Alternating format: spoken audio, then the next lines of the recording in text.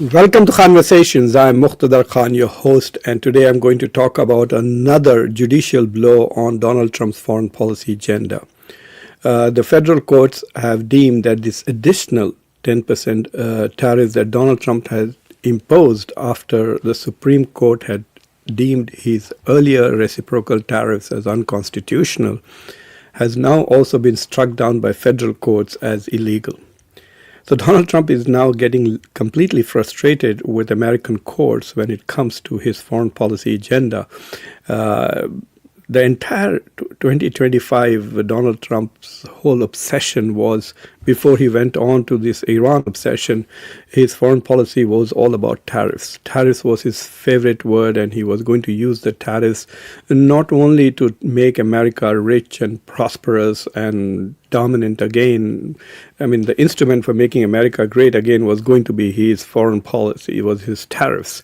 And so there was, I cannot recount to you, if you all recall, what a big hullabaloo it was, his whole entire tariffs, imposing tariffs on India. India and Brazil were the two countries which were hit the hardest with about 50% tariffs. There was also that phase where he went toe-to-toe with China, and for a few days, the tariffs on China had reached 145%. Before they eventually came down to about 34%. Now, you must understand very clearly that the U.S. Constitution puts tariffs and between states and between countries, international trade and domestic trade across state borders is firmly in the camp of the Congress.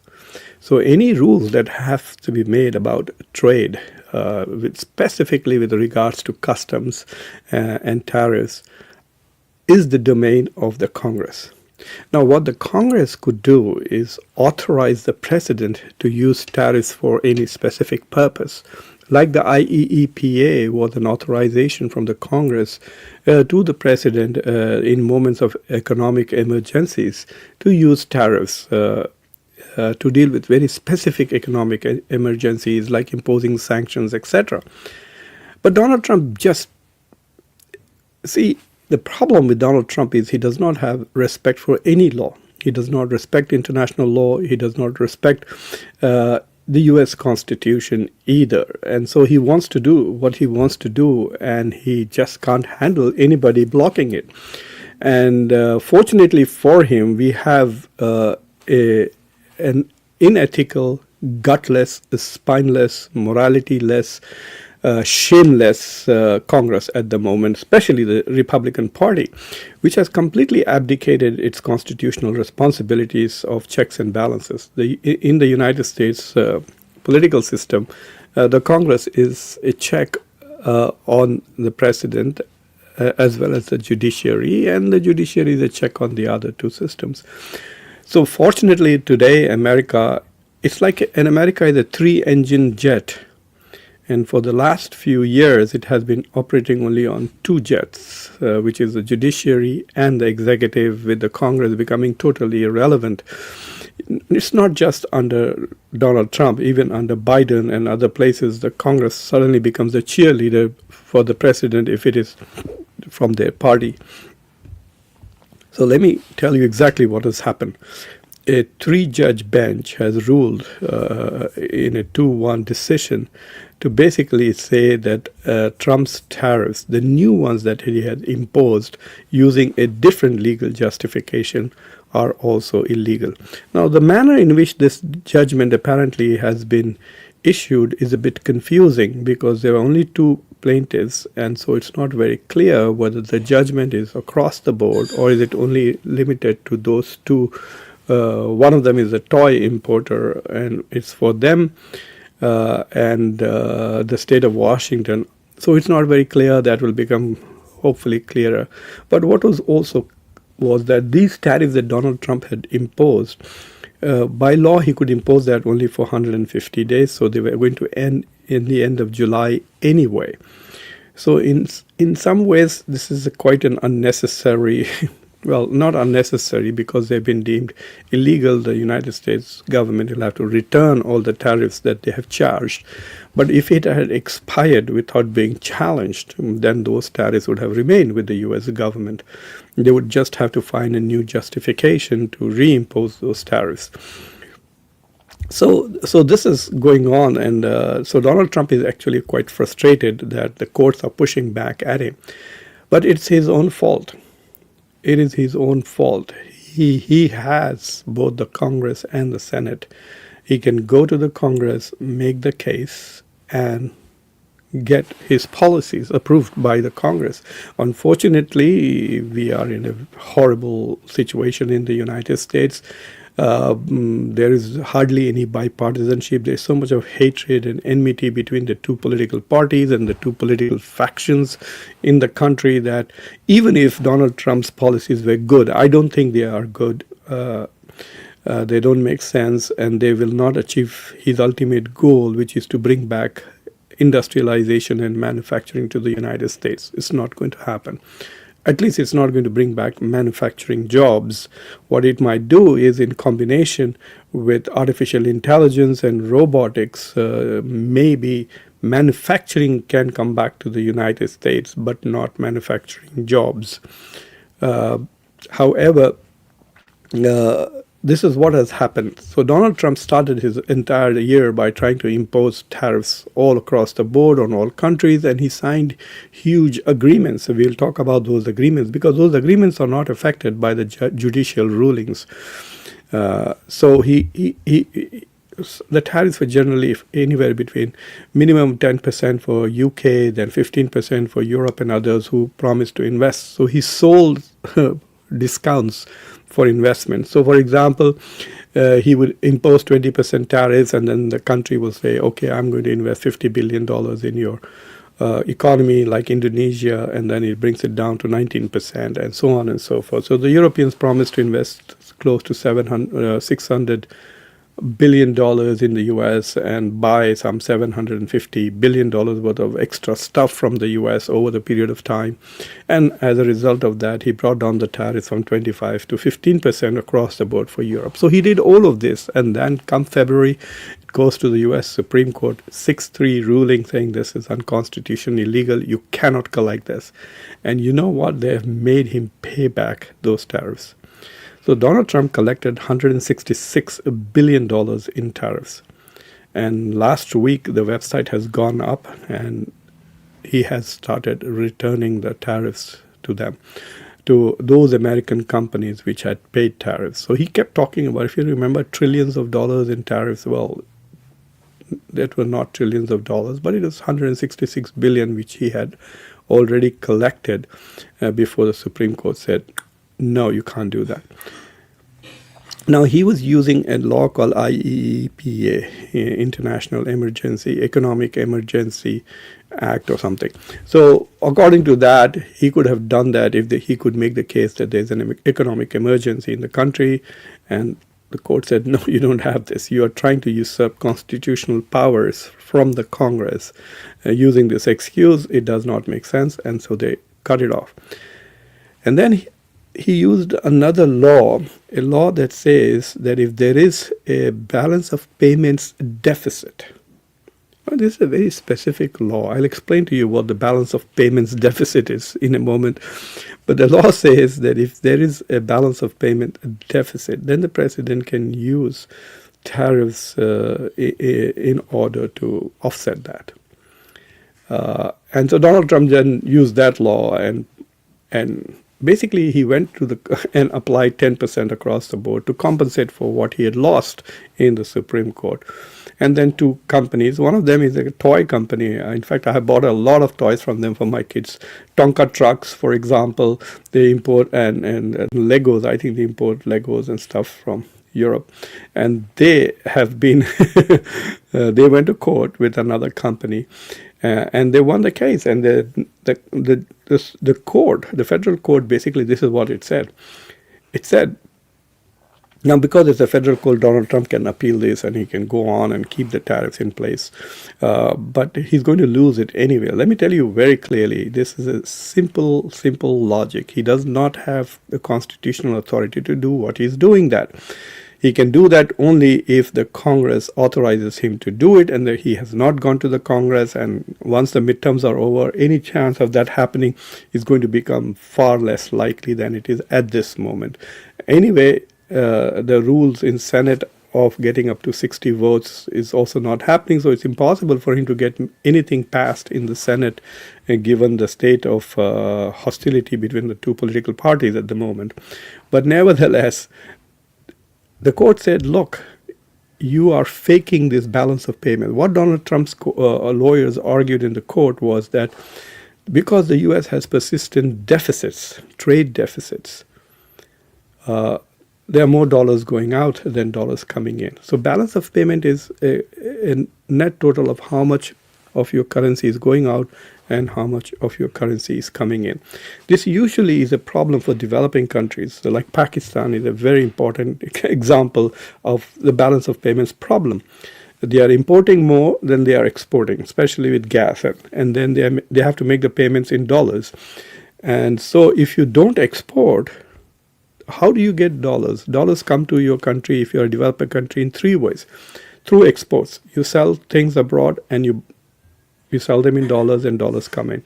Number two, remittances. People of your country who are working abroad, they send money to their families, and that's how foreign currency comes in. And the third one is investments.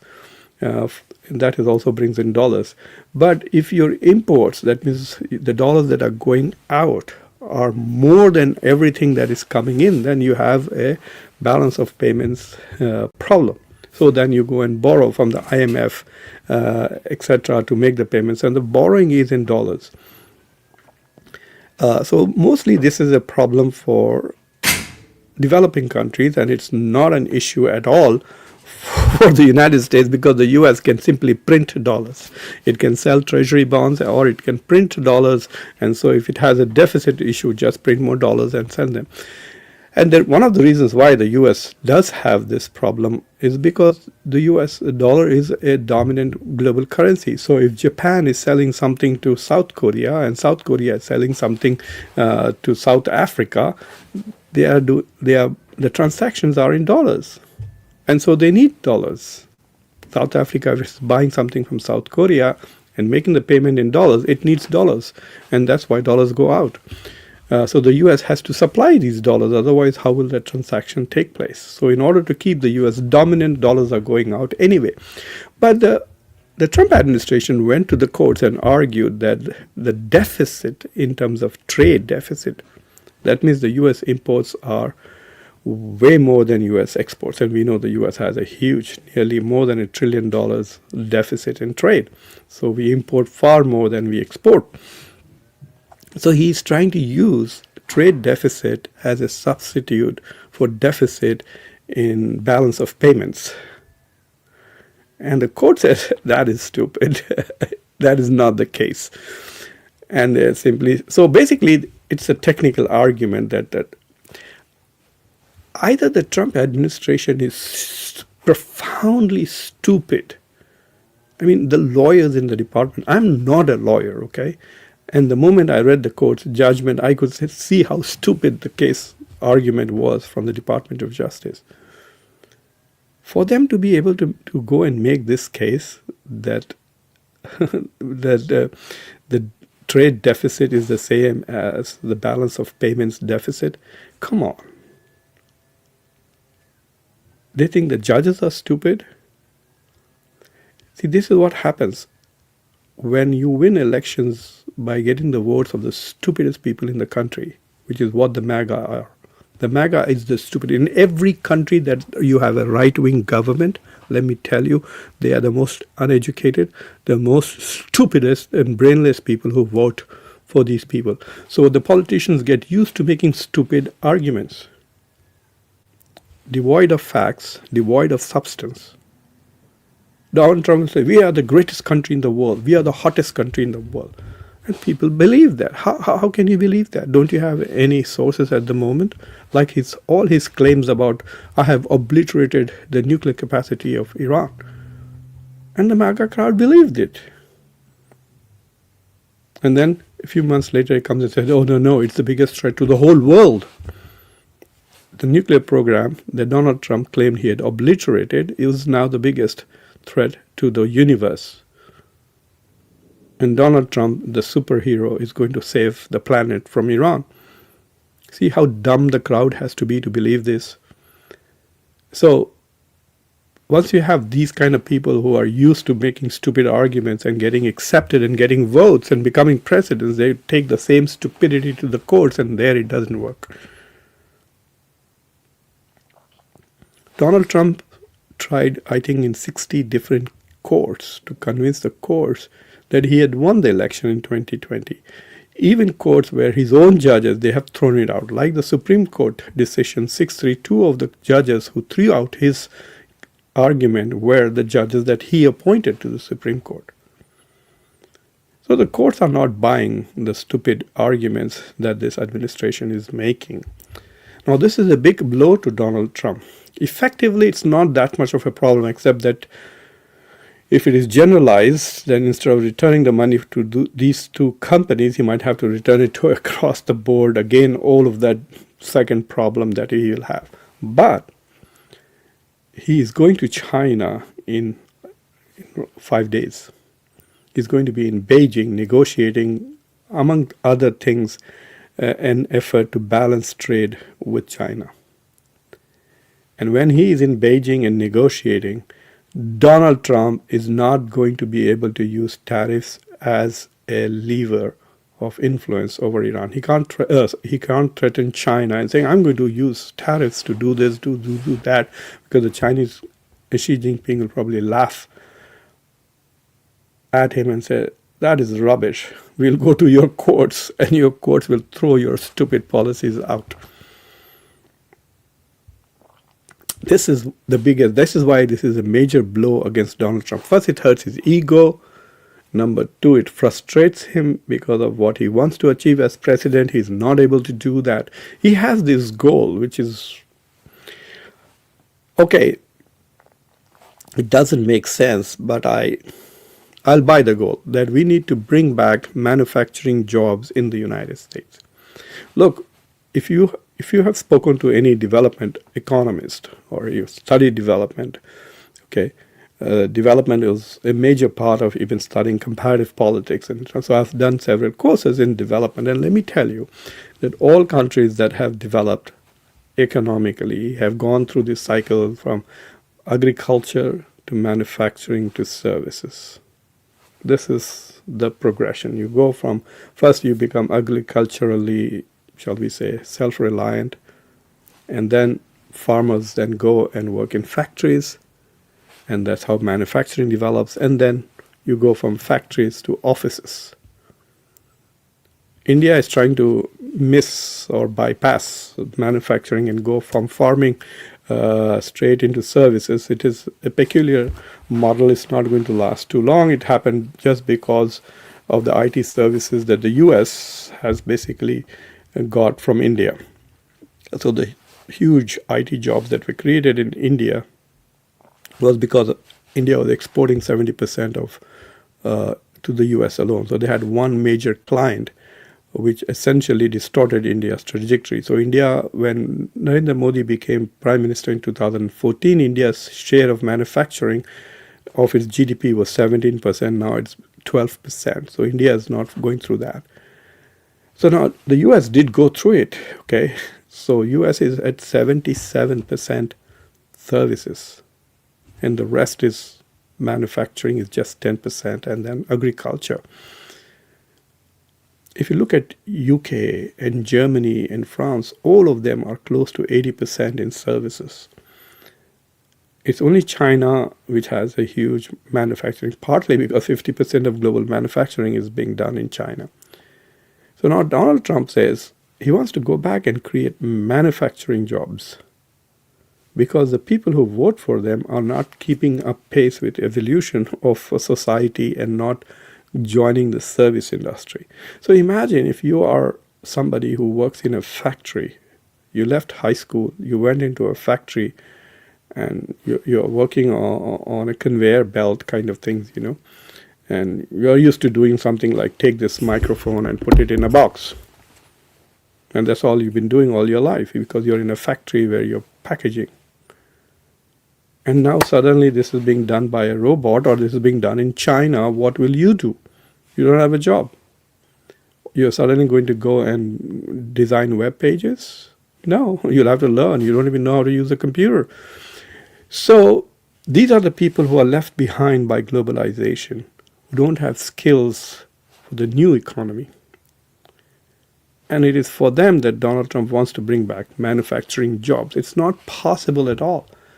For example, if we make iPhones in the United States, the iPhone costs $1,000. Now all iPhones that are used in the US come from India. If we make iPhones here in the US, they will cost us $6,000. Who is going to buy? I can't buy a $6,000.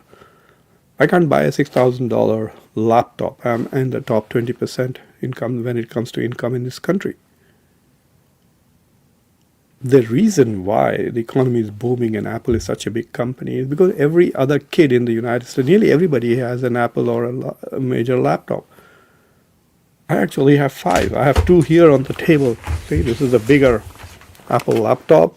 And this is another Apple laptop, an Apple Watch, Apple phone. So yes, we are able to buy these things because they're made in China and they're cheaper for us.